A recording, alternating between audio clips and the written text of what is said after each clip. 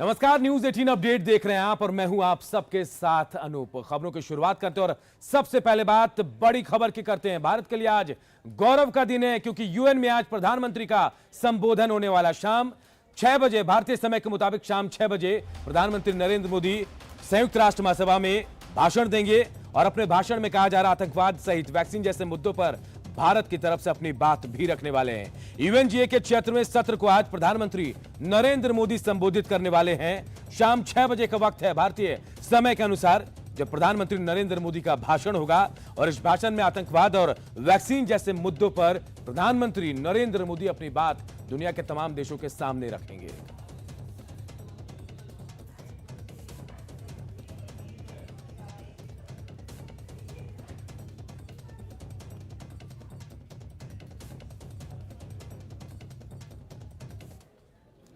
और बात उस पाकिस्तान की जो अक्सर भारत पर आरोप लगाता रहता है और अक्सर भारत की तरफ से उसे करारा जवाब भी मिलता है। इस बार पाकिस्तान के प्रधानमंत्री इमरान खान ने यूएन में भारत पर गंभीर आरोप लगाए हैं, जिसके बाद भारत की तरफ से उन्हें फटकार लगाई गई है। संयुक्त राष्ट्र महासभा में भारत की प्रथम सचिव स्नेहा दुबे ने दो टूक कहा कि आतंकियों का खुला समर्थन करने का पाकिस्तान का पुराना इतिहास रहा है। स्नेहा दुबे ने कहा कि जम्मू कश्मीर भारत का अभिन्न अंग है और पाकिस्तान अवैध कब्जे वाले सभी क्षेत्रों को तुरंत खाली करे। Regrettably, this is not the first time the leader of Pakistan has misused platforms provided by the UN to propagate false and malicious propaganda against my country. Member states are aware that Pakistan has an established history and policy of harboring, aiding, and actively supporting terrorists. Finally, Mr. President, let me reiterate here that the entire Union territories of Jammu and Kashmir and Ladakh were, are, and will always be an integral and inalienable part of India. This includes the areas that are under the illegal occupation of Pakistan. We call upon Pakistan to immediately vacate all areas under its illegal occupation. वही Washington DC में देखिए प्रधानमंत्री नरेंद्र मोदी जो है quad leaders की बैठक में भी शामिल हुए। यहां प्रधानमंत्री नरेंद्र मोदी ने साफ तौर पर सहयोगी देशों को कहा कि अगर हमें विकास करना है, मानवता को आगे लेकर चलना है तो हमें मिलजुल कर काम करना चाहिए। वहीं प्रशांत महाहिंद और प्रशांत क्षेत्र के साथ मिलकर काम करने का आह्वान किया और कहा कि ऐतिहासिक जो पल है उसके लिए उन्होंने जो बाइडेन को धन्यवाद दिया कि पहली बार आमने सामने की बैठक हुई है, फिजिकल क्वाड समिट की गई है।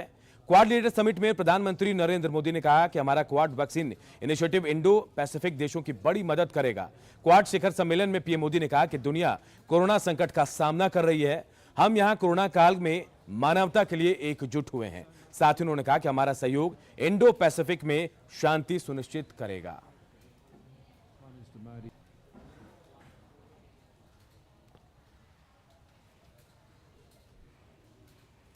और अब आपको 5 तस्वीरें दिखाते हैं जब क्वाड समिट में शामिल होने के लिए प्रधानमंत्री नरेंद्र मोदी वहां पहुंचे, उनका कितना गर्मजोशी से स्वागत किया गया। इन 5 तस्वीरों के जरिए आप समझ सकते हैं कि क्या क्या हुआ है। क्वाड देशों की पहली आमने सामने की बैठक अमेरिका के वाशिंगटन डीसी में हुई।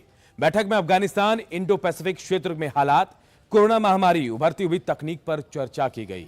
2 घंटे तक चली इस बैठक में जलवायु परिवर्तन पर भी बातचीत की गई। क्वाड की बैठक में पहुंचते ही पीएम मोदी का जोरदार स्वागत किया गया। सभी देशों के प्रमुखों ने खड़े होकर पीएम मोदी का स्वागत किया।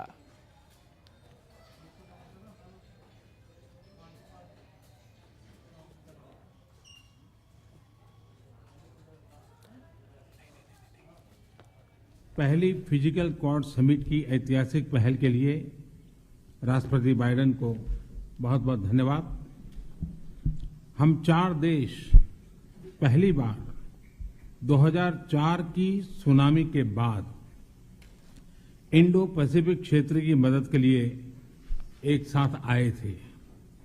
आज जब विश्व कोविड-19 पैंडेमिक से मुकाबला कर रहा है तो क्वाड के रूप में हम एक बार फिर मिलकर मानवता के हित में जुटे हैं।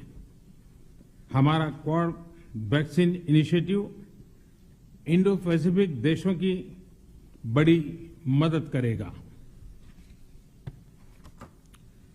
अपनी साझा डेमोक्रेटिक वैल्यूज के आधार पर क्वाड ने पॉजिटिव सोच, पॉजिटिव अप्रोच के साथ आगे बढ़ने का निर्णय लिया है। वहीं प्रधानमंत्री नरेंद्र मोदी की अमेरिकी राष्ट्रपति जो बाइडेन के साथ मुलाकात भी हुई। द्विपक्षीय बातचीत हुई है और इस दौरान कई मुद्दों पर बातचीत हुई है और कहा जा रहा है कि ये मुलाकात आगे बहुत असर भी दिखाएगा और बहुत मजबूत करेगा भारत और अमेरिका के रिश्तों पर। और देखिए, जब व्हाइट हाउस पहुंचे थे प्रधानमंत्री नरेंद्र मोदी तो वहां काफी संख्या में भारतीय समुदाय के लोग जो है व्हाइट हाउस के सामने भी इकट्ठा हो गए थे। अमेरिकी राष्ट्रपति जो बाइडेन के साथ द्विपक्षीय बैठक के लिए प्रधानमंत्री नरेंद्र मोदी ने उन्हें धन्यवाद भी दिया और कहा कि ये मुलाकात आगे उनके रिश्ते को मजबूत करेगी और दोनों देशों के लिए दशक बेहद अहम भी रहने वाला है।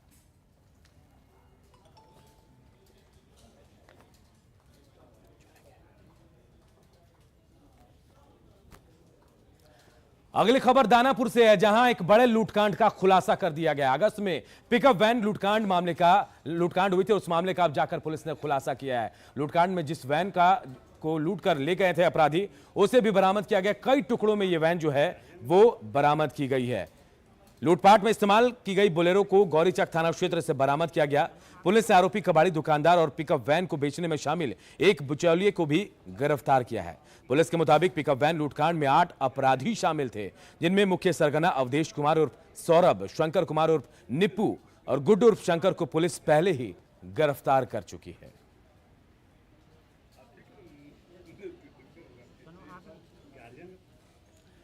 मुंगेर के गंगा घाटों पे आजकल काफी भीड़ देखी जा रही है। यहां लोग तर्पण के लिए पहुंच रहे हैं और यहां तर्पण के लिए खासतौर पर इंतजाम भी किया गया। गंगा घाटों पर लगातार भीड़ देखी जा रही है। अपने पितरों को यहां पर उनका तर्पण कर रहे हैं लोग।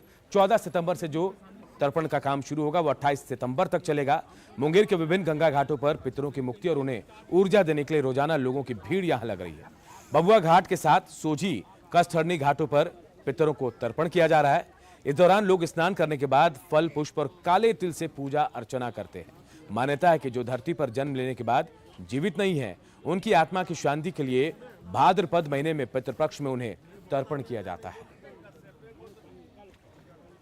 जो पितृ है, माता पिता जो भी है, माने भाई बहन, चाचा चाची, अभी जो है 15 दिन जो है पितृपक्ष के लिए यम का दरवाजा खुला रहता है। कब से शुरू होता है?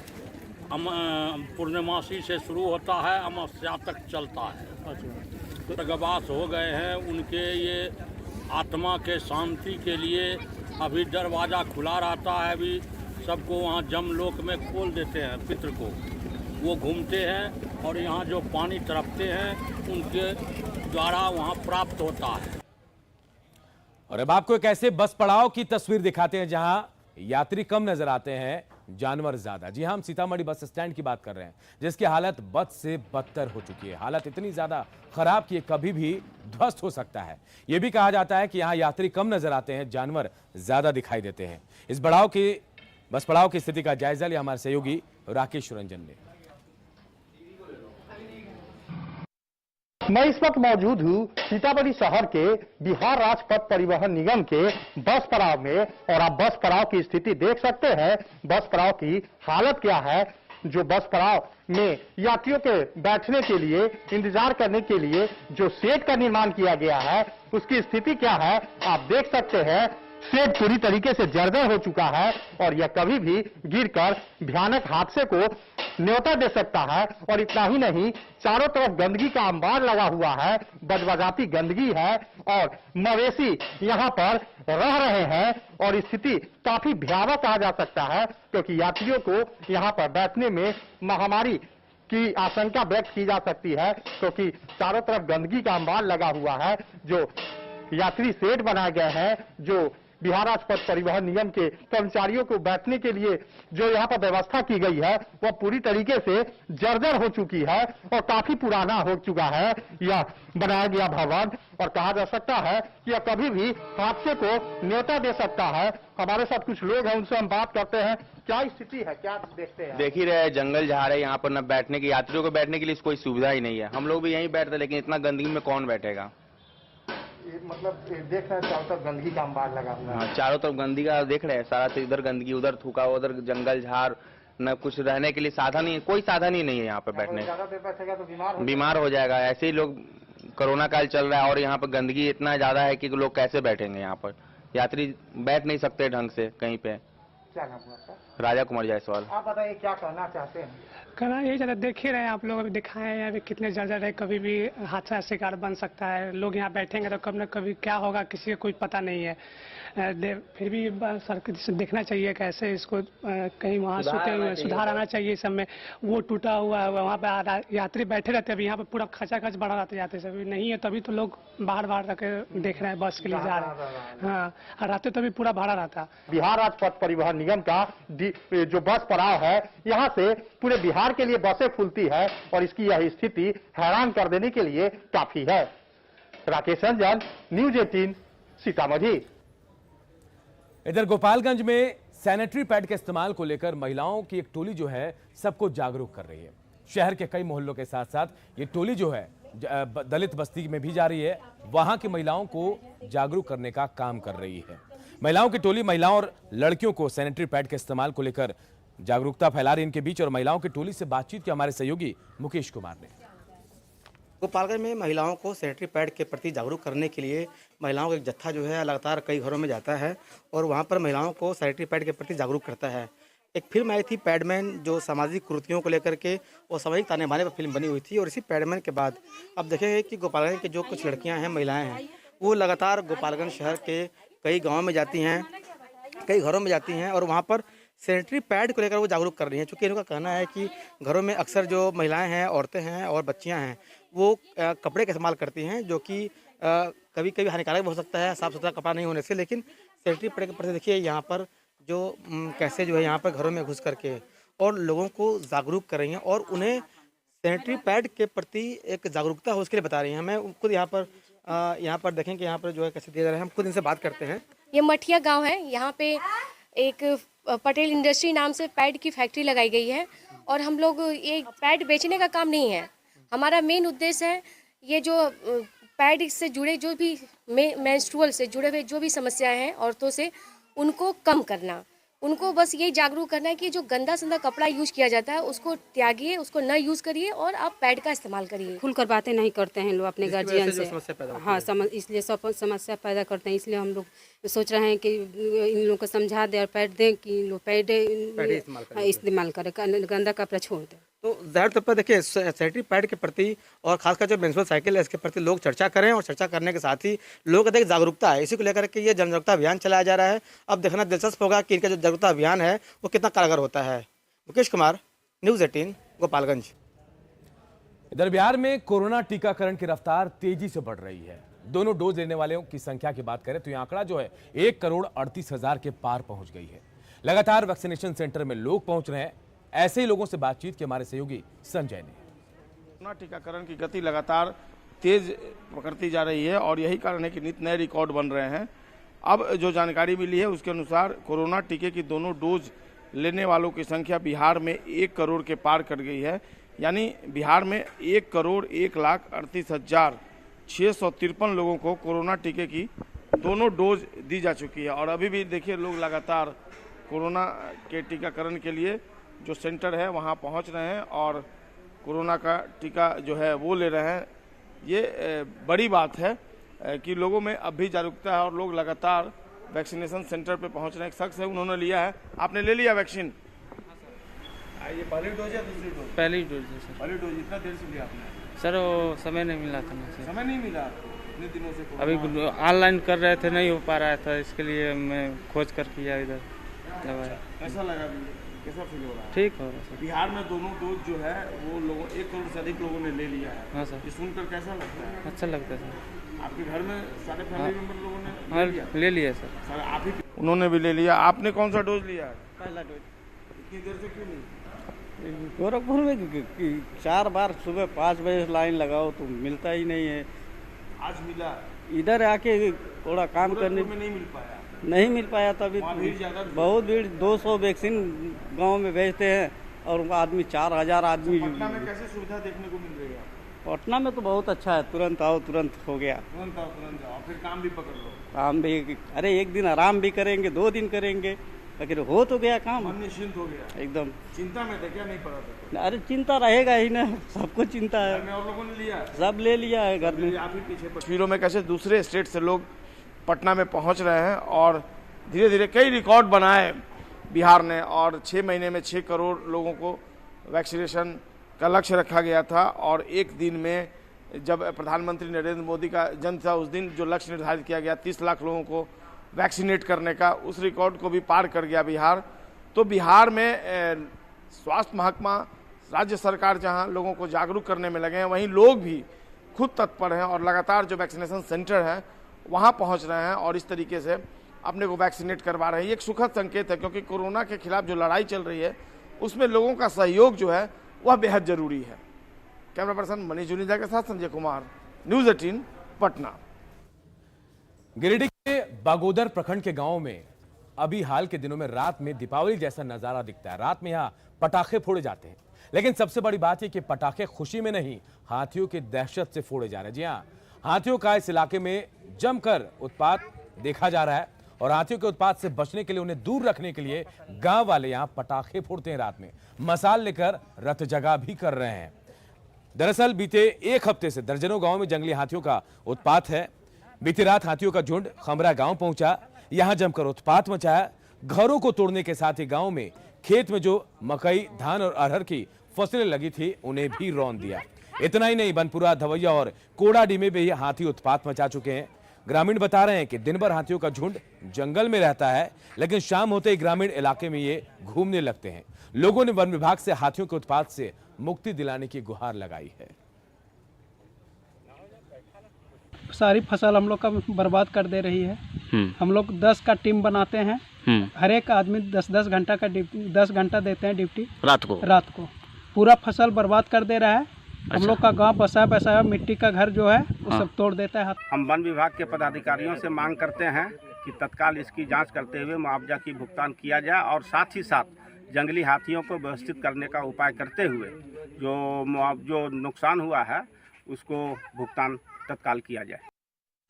गिरिडीह जिले के बागोदर प्रखंड में पिछले एक सप्ताह से हाथियों का आतंक व उत्पात बढ़ गया है।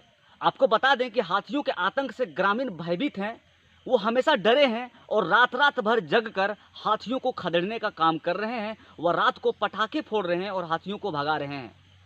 बताया जाता है कि यहाँ पे हाथियों ने अब तक बहुत सारे घरों को क्षतिग्रस्त कर दिया है, फसल को बर्बाद कर दिया है। यहाँ तक कि स्कूल में, विद्यालय में रखे राशन को दरवाजा तोड़कर हाथियों ने राशन चट कर गया है। इस तरह हाथियों का आतंक और लगातार बढ़ते जा रहा है। बावजूद ग्रामीणों ने वन विभाग की टीम से शिकायत की है, लेकिन वन विभाग की टीम ने अभी तक कोई ठोस व्यवस्था नहीं किया है ताकि हाथियों को खदेड़ा जा सके और होने वाले यहाँ पे आम जनों की क्षति को रोका जा सके।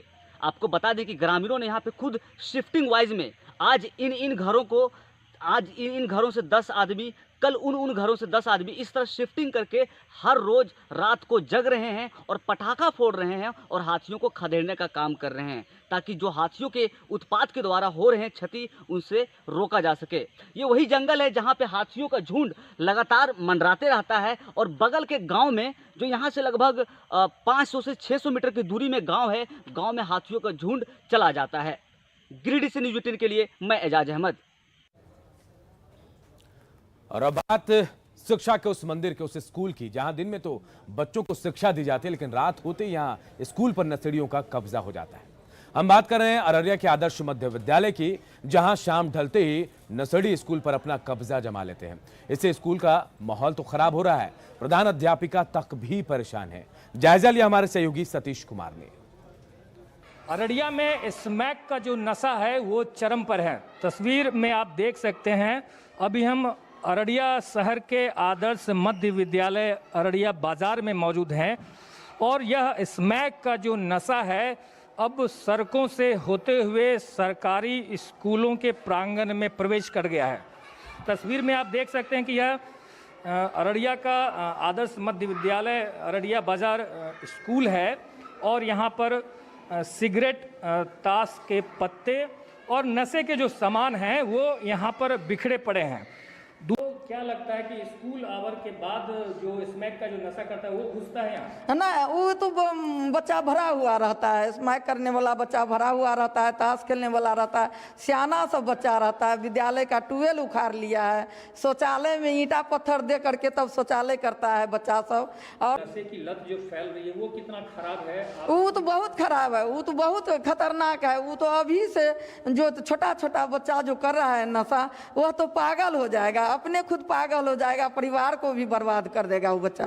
तो क्या लगता है कि ऐसे नशेड़ियों के लिए जो है क्या होना चाहिए? नशा मुक्ति केंद्र भी खुलना चाहिए अररिया? हाँ, केंद्र खुलना चाहिए, नशा मुक्ति केंद्र खुलना चाहिए। बहुत बहुत चरम सीमा पर हो गया है, छोटा छोटा बच्चा करता है नशा, चरम सीमा पर हो गया है ये नशा। आपने देखा कि अररिया के युवा जो स्मैक का नशा करते हैं, तो अररिया की सड़कों से जो नशेड़ियों का जो जमावड़ा है वो अब शिक्षा के मंदिर में रुख कर गया है। शाम ढलते ही अररिया के इस आदर्श मध्य विद्यालय में जो स्मैक के जो नशेड़ी हैं उनका यहाँ पर जमावड़ा होता है, और जो है इस स्कूल में नशेड़ियों का जो अड्डा है और उत्पात जो है वो लगातार बना हुआ है। सतीश कुमार, न्यूज़ 18 अररिया। खबर बांका के धुरैया से, जहां स्टील के बक्से में एक महिला का शव मिला है। देर रात किसी ने इस बक्से को सड़क के किनारे फेंक दिया। सुबह लोगों ने पुलिस को इसकी सूचना दी। इसके बाद पुलिस मौके पर पहुंची और बक्से को खुलवाया तो महिला की लाश को देखकर सभी हैरान हो गए हैं। महिला के शरीर पर चोट के गहरे निशान हैं। फिलहाल पुलिस शव की पहचान में जुटी है। प्रशासन आया, बड़ा अब्बू आए, बड़ा अब्बू के आदेश पे प्रशासन ने खोला तो उसमें एक औरत लगभग 40 साल की है, जो कि लगता है कि अर्धनग्न अवस्था में उसको उसमें पैक कर दिया गया था और उसको निकाल के रखा गया है। अभी तक तो उसका शनाख्त नहीं हो पाया है हम लोग के जानकारी के अनुसार। खबर दानापुर से है, जहाँ अगस्त महीने में धनरुआ में पिकअप वैन लूटकांड का पुलिस ने खुलासा कर दिया है। इस मामले में पिकअप वैन को बरामद किया गया और कई टुकड़ों में ये पिकअप वैन बरामद की गई है। अगस्त महीने में लूटकांड हुई थी, इसके बाद इसे अब इसकी बरामदगी की गई है। दीदारगंज चेक पोस्ट के पास और वैशाली के राघोपुर स्थित कबाड़ी की दुकान से इसे अलग अलग टुकड़ों में बरामद किया गया है। वहीं लूटपाट में इस्तेमाल की गई बोलेरो को गौरीचक थाना क्षेत्र से बरामद किया गया। पुलिस ने आरोपी कबाड़ी दुकानदार और पिकअप वैन को बेचने में शामिल एक बिचौलिए को भी गिरफ्तार किया है। पुलिस के मुताबिक पिकअप वैन लूटकांड में 8 अपराधी शामिल थे, जिनमें मुख्य सरगना अवधेश कुमार उर्फ सौरभ, शंकर कुमार उर्फ निप्पू और गुड्डू उर्फ शंकर को पुलिस पहले ही गिरफ्तार कर चुकी है।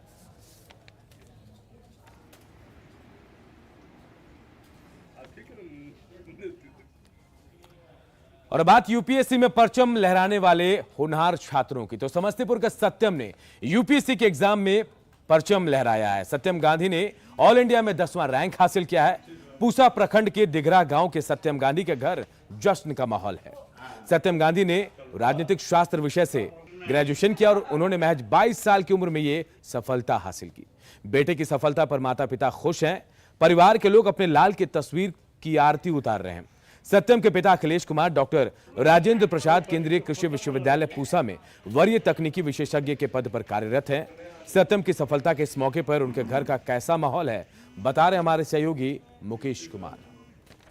सत्यम गांधी यूपीएससी परीक्षा में टॉप 10 में शामिल और 10वां स्थान हासिल किया। और आपको बता दें कि वो यूपीएससी में सफलता पाने वाले सबसे कम उम्र के छात्र हैं जिन्होंने सफलता पाई है। और ये उनकी माताजी हैं, जो यहाँ पे सत्यम गांधी तो नहीं है, वो दिल्ली में है और यहाँ पर उनकी तस्वीरों को आरती कर रहे हैं, खुशी का इजहार कर रहे हैं। उनके पिताजी हैं ये, और हम इनसे जानना चाहेंगे, इनके पिताजी से सबसे पहले, जो क्या कहेंगे इस मौके पर? इस मौके पर बच्चे का आशीर्वाद देंगे जो हमेशा उन्नति करे। जितना मेहनत किया है, मेहनत का फल मिला है, भगवान उसको हमारा आशीर्वाद सदैव है। और गांव समाज के लोगों का भी बहुत साथ है, समय पर सब कुछ हिम्मत दिए हैं, प्रेरणा दिए हैं। समाज में उन्नति करे हम देंगे, समाज के बाल बच्चों को भी, जो ठीक इसी तरह प्रेरणा पाकर आगे की पढ़ाई अच्छे ढंग से करे और वो भी सफलता प्राप्त करे। तो न्यूज़ 18 अपडेट के इस बुलेटिन में इतना ही, लेकिन खबरें लगातार जारी है। देखते रहिए न्यूज़ 18 बिहार झारखंड।